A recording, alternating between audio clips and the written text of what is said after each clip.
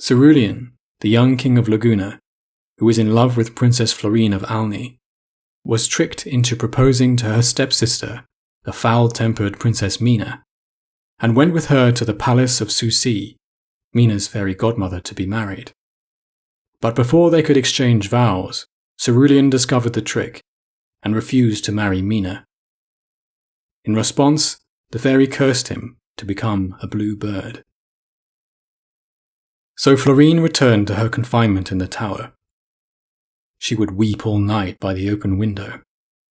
Cerulean, as the blue bird, was in turn flying around the vicinity of the palace, but only at night, in case he was spotted by Ripiara, Mina, or their minions.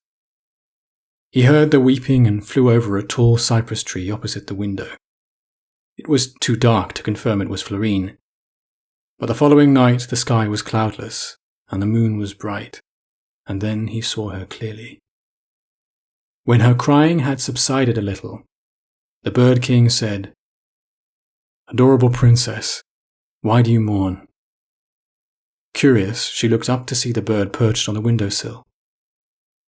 "Hello, little bird. Did you hear a voice just now?" She leaned forward to look out of the window for someone standing below. Cerulean waited for her to look and see nothing. "There's nobody there," said Florine.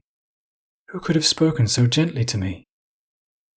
"It was I," said Cerulean, and this time she saw his beak moving as she heard his words. "Oh," said Florine, "what a dear bird you are." She stroked his beautiful plumage. "I've heard of talking birds, but I've never seen one. Do you have a name?" The bird's eyes seemed to shine as he said, "Florine, my love, it is I, Cerulean. The fairy Susi cursed me to become a bird, because I will not renounce you." "Is this another cruel trick?" cried Florine desperately. "I saw the ring on my sister's finger." "I would never lie to you," replied Cerulean. "That ring was intended for you. It was by trickery that I placed it on Mina's finger." "How?" Cerulean told her the whole story. And as belief in his words grew, Florine was comforted and forgot her misfortunes. Bird or not, this was her Cerulean, and he was here with her. They continued talking until dawn, and pledged to meet this way every night. But, despite the comfort this gave her, she began to worry about her blue bird.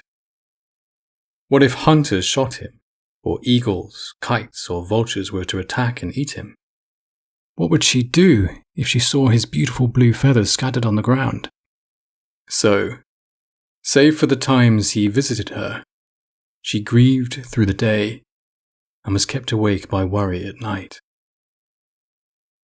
In fact, for a while, Cerulean the bird spent most of his time hiding in a hollow tree, thinking of his princess. "We're together, and she still appears to love me in this feathery body of mine. Such a gentle and pure nature has such power over a man's heart." But this intense feeling in his heart soon had him flying to and from Laguna to fetch beautiful and thoughtful gifts, ones that were small enough for him to carry in his beak or claws. He brought a different item each night they met, which made Florine's anticipation of their meeting so strong that through the day she would often faint slightly thinking about it. While he was in his daytime hiding place, he sang about his love, though more in the way of a bird and without words. But nevertheless his birdsong had a distinctive quality to it, and passers-by thought there was something enchanted inside the tree. As such, many became wary of the place, and found other routes to use instead. A year passed in this way, and neither Florine resented her captivity, nor Cerulean his being a bird. Despite how they never strayed far from their places, they always found plenty of things to talk about. Cerulean would talk about the culture and distinctive architecture of Laguna, with its canals and boatmen, its fishing boats. He told stories of his ancestors and how he aimed to make them proud. In turn, Florine listened raptly, or asked sincere questions or shared what she loved about Alni and its flowers. With Florine locked away, Queen Repiara spent all her time and energy finding someone who would marry Mina. But every prospective suitor had heard of Florine's beauty and sweet nature, and, for the most part politely, rejected Mina for her unfortunate appearance and harsh personality. Each time they inquired about the other princess, the queen's anger grew. And so she and Mina talked together about how they could punish Florine for the disruption she was causing.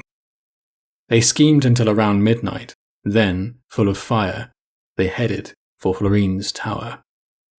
Inside, Florine had dressed herself as elegantly as she could manage with the clothes she had been able to keep with her, as she did each night to please her blue bird, and put on many of the fine pieces of jewellery she had received from him. Cerulean was perched on the windowsill as usual, and Florine by the window, and they were singing a duet together. Repiara and Mina heard this from outside, and the queen burst open the door and stormed into the chamber. In an instant, Florine hurried to open her window so Cerulean could fly away, but he refused to leave her, even if he would be unable to defend her in his current form. When Repiara and Mina saw the splendid jewels Florine was wearing, and how these made her natural beauty even more potent, the two of them reeled as if they had been struck. But they recovered themselves and set upon Florine like furies, demanding that she tell them where she got these fine things. Florine simply said, "I found them." But Repiara seethed. "Gifts from an enemy of the kingdom, soliciting you to betray your father and homeland, no doubt, wicked child. How could I have done this? Have you not kept me locked away here for a year? So perhaps you found them, girl, but why adorn yourself so with no one to see you? Because beauty is its own reward, is it not? What else can I do here, besides wallowing in my misfortune?" Repiara scowled, and Mina in particular had a dark look in her eyes at these words of Florine. They began to search the room, and found the many beautiful gifts that Cerulean had brought her over the past year. When Repiara reached the windowsill and saw Cerulean there, the Bird King looked at her fiercely and said, "Leave her alone." Of course, Repiara had heard from Mina that Susi had cursed Cerulean into this form. But she said triumphantly, "It all becomes clear. You are in league with a demon. Your father will surely wish you to be punished appropriately for this." To Cerulean she said, "Can you outfly a hunter's arrow, little demon? You shall have to."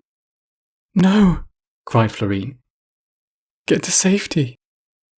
The Bird King hesitated, but then flew from the window.